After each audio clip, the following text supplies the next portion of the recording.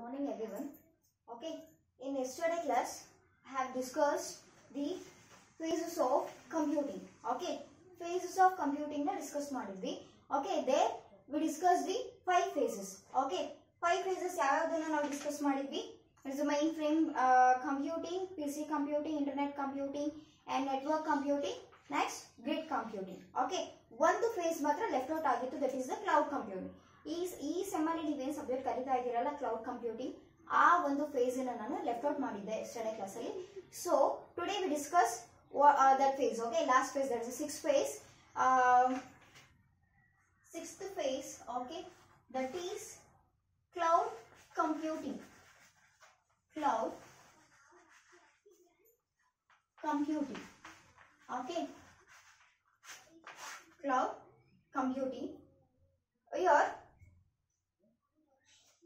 cloud computing, there is a small diagram which illustrates cloud computing. Hege cloud computing work agutte anta heli. Okay, this is the user as usual and this is the PC. Okay, this is PC and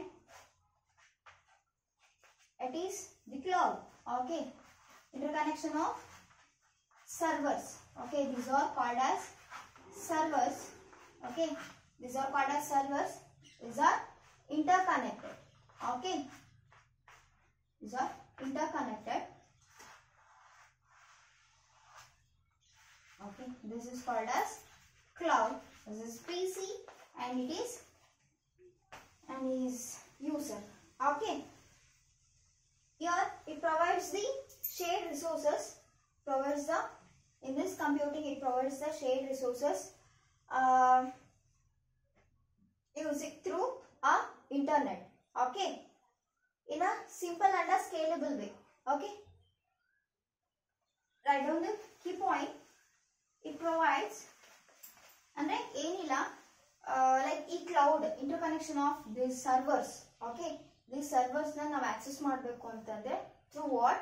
internet through ಏನ್ ಮಾಡ್ತೀವಿ, users ಅದನ್ನ access ಮಾಡ್ಕೋಬಹುದು. Okay, ನಾವು resources ನ ಏನ್ ಮಾಡಬಹುದು, ತಗೋಬಹುದು. Okay, accessing ಮಾಡಬಹುದು. Okay, this is the write down the key point about cloud computing.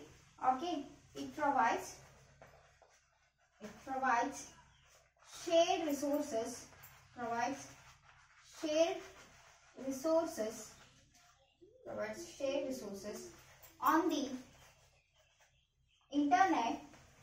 on the internet in a scalable ಅಂದ್ರೆ ಸ್ಕೇಲೆಬಲ್ ಅಂದ್ರೆ ಮೊನ್ನೆ ಕ್ಲಾಸ್ ಅಲ್ಲಿ ನಾನು ಡಿಸ್ಕಸ್ ಮಾಡಿರೋ ಹಾಗೆ ಅದಕ್ಕೆ ಚೇಂಜ್ ಇನ್ ದ ಸೈಜ್ ಎಷ್ಟೇ ಆಲ್ಟರ್ ಆಗಿದ್ರು ಕೂಡ ಅದನ್ನ ಏನ್ ಮಾಡಬಹುದು, ಎಷ್ಟು ಬೇಕೋ ನಾವು ಅಷ್ಟು ಡಾಟಾನ ಇಷ್ಟು ಸೈಜ್ ಇಂದಷ್ಟೇ ಬೇಕು ಅಂತಂದ್ರೆ ಅಷ್ಟು ಸೈಜ್ ಇಂದಷ್ಟೇ ನಾವೇನ್ ಮಾಡಬಹುದು, ಯೂಸ್ ಮಾಡ್ಕೋಬಹುದು, ಯುಟಿಲೈಸ್ ಮಾಡ್ಕೋಬಹುದು. Okay, that is scalable and simple way ಅಲ್ಲಿ ಏನು ಕಾಂಪ್ಲೆಕ್ಸಿಟಿ ಇಲ್ಲದೆ ನಾವೇನ್ ಮಾಡಬಹುದು, ಆಕ್ಸೆಸ್ ಮಾಡ್ಕೋಬಹುದು. ಓಕೆ, ರಿಸೋರ್ಸಸ್ ನ ಆಕ್ಸೆಸ್ ಮಾಡ್ಕೋಬಹುದು. Here from this sixth phase, that is cloud computing, we'll end up with the phases of computing. Okay, next let's we move on to what the layers of cloud computing. What are the layers and what is the architecture of cloud computing, adru ಬಗ್ಗೆ ನಾವು discuss ಮಾಡೋಣ. Okay,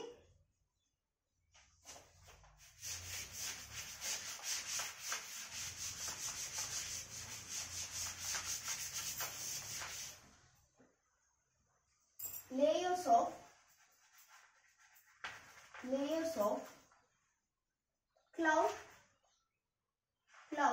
computing. Okay, CC shortly I written as CC. Okay, cloud computing. Here in these layers we come across cloud computing architecture. Andre cloud computing architecture ಹೇಗಿರುತ್ತೆ ಅಂತ ಹೇಳಿ. Okay, cloud computing architecture. Okay, architecture. Okay, there is a simple diagram which illustrates cloud computing architecture. CC means cloud computing. Okay, write down this. First layer ಅಲ್ಲಿ ಏನ್ ಬರುತ್ತಪ್ಪ ಅಂದ್ರೆ application SaaS. Okay, first one ಏನು application SaaS. Next one is platform SaaS. Next one is platform SaaS. Third one is infrastructure IaaS. Fourth one is virtualization, and the fifth one is okay servers and storage. Okay, first one is application SaaS. Okay, platform, second one ಏನು platform PaaS. Okay, application SaaS SaaS, platform PaaS PaaS. Okay, next infrastructure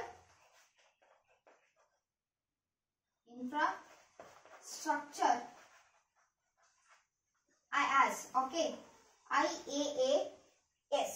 Okay, next is virtualization,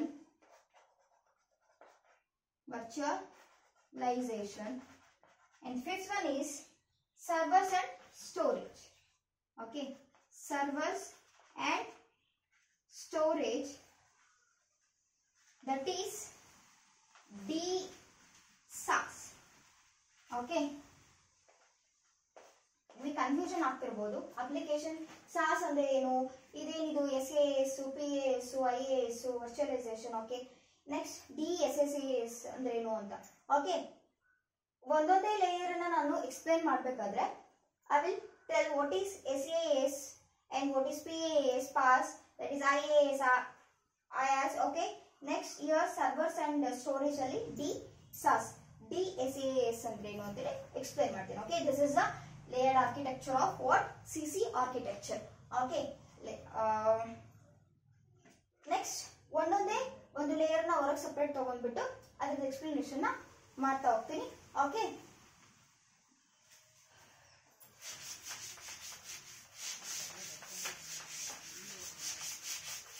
okay, first layer is application SaaS. Okay, application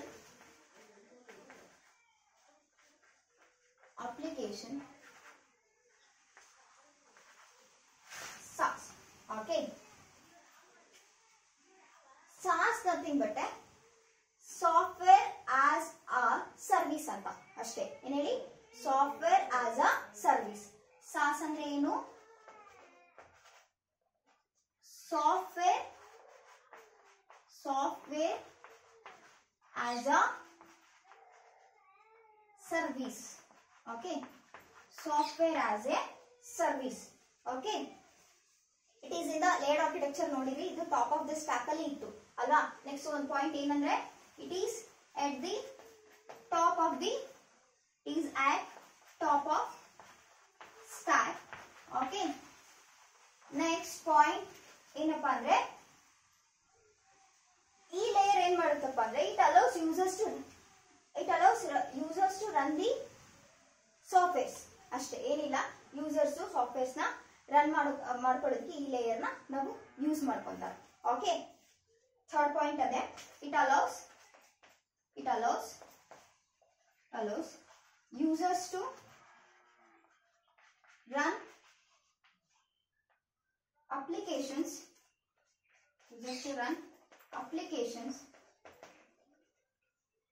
applications remotely from cloud. Okay, these are the key points about application SaaS. Okay, these are the points about application SaaS ಅಂತಂದ್ರೆ ಏನು, software as a service ಅಂತ name itself tells. Okay, software nothing but ಅದರಲ್ಲಿರೋದ software ಅನ್ನ ನಾವೇನ್ ಮಾಡ್ತೀವಿ, access ಮಾಡ್ಕೊಂತೀವಿ. Users ಅದನ್ನ ಆ ಸಾಫ್ಟ್ವೇರ್ ನ ರನ್ ಥ್ರೂ ಏನ್ ಮಾಡ್ಬೋದು, ಯೂಸರ್ಸ್ ಅಂದ್ರೆ ಅಪ್ಲಿಕೇಶನ್ಸ್ ನ ಸಾಫ್ಟ್ವೇರ್ ರನ್ ಮಾಡೋದ್ರಿಂದ ಅಪ್ಲಿಕೇಶನ್ಸ್ ನ ನಾವೇನ್ ಮಾಡ್ಬೋದು, ಯೂಸರ್ಸ್ ಯುಟಿಲೈಸ್ ಮಾಡ್ಕೋಬಹುದು. Okay, it is at the top of the stock. ಅಂದ್ರೆ ಲೇಯರ್ಡ್ ಆರ್ಕಿಟೆಕ್ಚರ್ ಅಲ್ಲಿ ಇದು ಟಾಪ್ ಅಲ್ಲಿ ಇತ್ತು. ಓಕೆ, ಟಾಪ್ ಅಲ್ಲಿ ಇತ್ತಲ್ಲ, ನಾನು ಲೇಯರ್ಡ್ ಆರ್ಕಿಟೆಕ್ಚರ್ ಬರ್ದಿರೋದ್ರಲ್ಲಿ. Okay, this is the first layer. Next we move on to the next layer, that is platform pass. Okay, platform pass ಏನು ಆ ಲೇಯರ್ದು ಫಂಕ್ಷನ್ ಏನು ಅದು ಹೇಗೆ ವರ್ಕ್ ಮಾಡುತ್ತೆ ಅಂತ. Okay,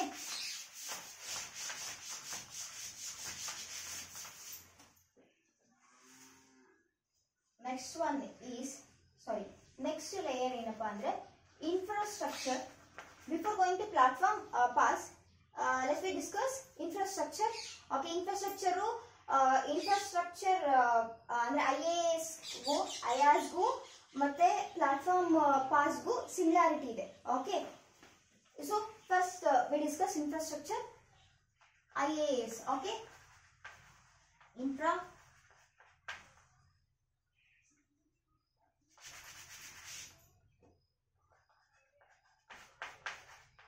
infrastructure IaaS. Okay, here IaaS ಅಂದ್ರೆ ಏನಪ್ಪಾ ಅಂತಂದ್ರೆ ಇನ್ಫ್ರಾಸ್ಟ್ರಕ್ಚರ್ ಆಸ್ ಅ ಸರ್ವಿಸ್ ಅಂತ. ಓಕೆ, ಸಾಸ್ ಅಂದ್ರೆ ಏನು, software as a service. Infrastructure IaaS ಅಂದ್ರೆ infrastructure as a service. Okay, IaaS means infrastructure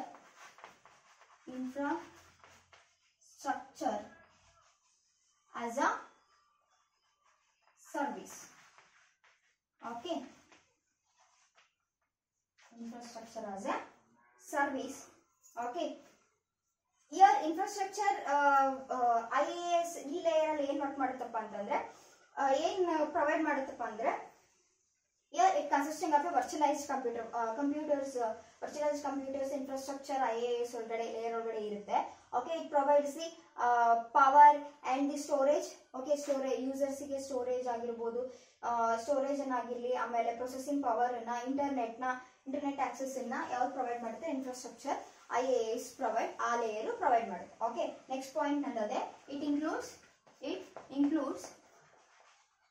it includes virtualized computer. Okay, virtualized computers and the third one ಏನಪ್ಪಾ ಅಂದ್ರೆ it provides ಏನೇನ್ function provide ಮಾಡುತ್ತೆ ಅಂದ್ರೆ it provides processing power for what, for whom, processing power for users. Okay, processing power ಹಂಗೇನೆ ಏನನ್ನ provide ಮಾಡುತ್ತೆ, storage ಅನ್ನ provide ಮಾಡುತ್ತೆ. Okay, storage and internet access. Okay, internet access. Okay, power storage nothing but storage ಹೆಂಗಪ್ಪ ಮಾಡುತ್ತೆ ಅಂದ್ರೆ ಯಾವ ತರ ಮಾಡುತ್ತಪ್ಪ ಅಂತಂದ್ರೆ ಒಂದಿಷ್ಟು ಬ್ಯಾಂಡ್ ಬಿಡ್ತಾ ರಿಸರ್ವ್ಡ್ ಬ್ಯಾಂಡ್ ಬಿಡ್ತಾನ ಇದಕ್ಕೋಸ್ಕರ ಯಾವುದಕ್ಕೋಸ್ಕರ ಸ್ಟೋರೇಜ್ ಪರ್ಪಸ್ಗೋಸ್ಕರ ಏನ್ ಮಾಡುತ್ತೆ ಇನ್ಫ್ರಾಸ್ಟ್ರಕ್ಚರ್ ಸಪರೇಟ್ ಆಗಿ ಎತ್ತಿಟ್ಟಿರುತ್ತೆ.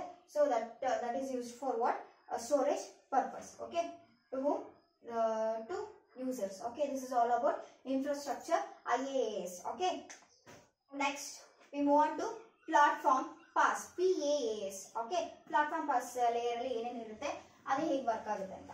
ಓಕೆ,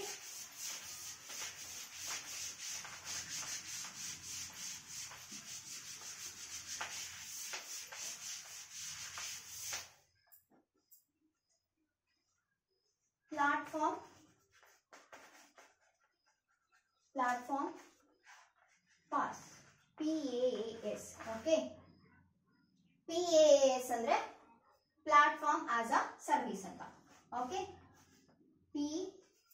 PaaS ಅಂದ್ರೆ platform as a service. Okay, platform as a service. It is similar as infrastructure IaaS. Okay, ಏನಿಲ್ಲ ಅಂದ್ರೆ ಇಲ್ಲಿ it includes operating system ನ ಇದು include ಮಾಡ್ಕೊಳ್ಳುತ್ತೆ.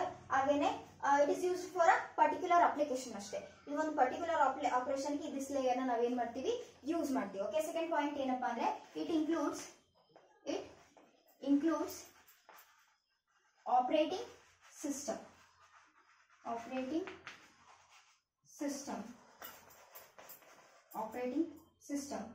and it is required for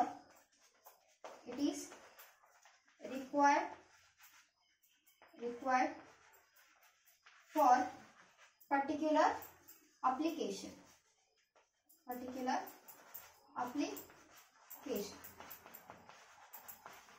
Okay. In next point you ಬರ್ಕೋಬಹುದು, it is similar that of what infrastructure IaaS ಅಂತ ಕೂಡ ನೀವು next point ಅನ್ನು ನೀವು ಬರ್ಕೊಳ್ಳಿ. Okay, this is all about platform PaaS layer. Okay, ಈ layer ಬಗ್ಗೆ ಇದು discussion. Next last layer ಬಗ್ಗೆ discuss ಮಾಡೋಣ. That is the last one ಯಾವುದು? Servers and storage. ಅಲ್ಲಿ ಏನಂದ್ರೆ DSaaS ಅಂತ ಬರುತ್ತೆ. ಸೊ ಹಂಗಂದ್ರೆ ಏನು, DSaaS ಅಂದ್ರೆ ಏನು, ಸೊ ಅದೇನು ಫಂಕ್ಷನ್ ಏನ್ ಫಂಕ್ಷನ್ ಮಾಡುತ್ತೆ ಅಂತೇಳಿ ನೋಡೋಣ. Okay,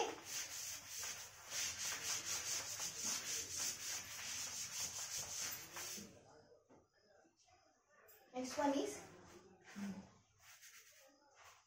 DSaaS. Nothing but DSaaS nothing but a data storage and service anta ideyala, that layer. Okay, here DSaaS andre data storage as a service anta. Okay, eno data storage as a service anta. Okay, DSaaS andre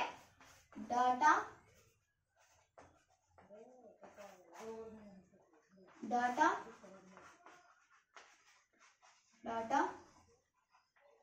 storage as a service. Okay, name itself tells. Okay, ಏನಂದ್ರೆ it provides the storage function. ಏನಪ್ಪಾ ಅಂತಂದ್ರೆ data storage ಅಂದ್ರೆ ಡಾಟಾನ store ಮಾಡೋದಕ್ಕೆ ಇದು ಏನು ಮಾಡುತ್ತೆ, help ಮಾಡುತ್ತೆ. Okay, next point ಏನು, it provides